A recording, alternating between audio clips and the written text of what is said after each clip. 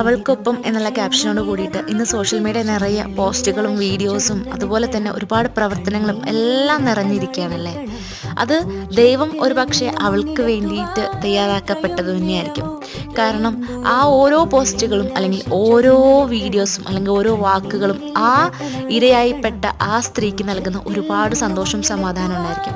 കാരണം ഇതേ social media തന്നെയാണ് ഒരു കാലത്ത് താൻ ഒരു ഇരയാക്കപ്പെട്ടു അല്ലെങ്കിൽ താനൊരു തെറ്റിന് ഇരയാക്കപ്പെട്ടു എന്ന് സമൂഹത്തോട് വിളിച്ചു പറഞ്ഞപ്പോൾ ഇതേ സമൂഹം തന്നെയാണ് കുറ്റപ്പെടുത്തിയത്, അല്ലെങ്കിൽ വളച്ചൊടിക്കാൻ ശ്രമിക്കുകയാണ്, അല്ലെങ്കിൽ സമൂഹത്തിൽ പേരോട് കൂടി നിൽക്കുന്ന ആളുകളെ മോശമാക്കാൻ ശ്രമിക്കുകയാണ് എന്ന പേരോട് കൂടിയിട്ട് ഒരുപാട് പഴികൾ കേൾക്കേണ്ടി വന്നിട്ടുണ്ട്.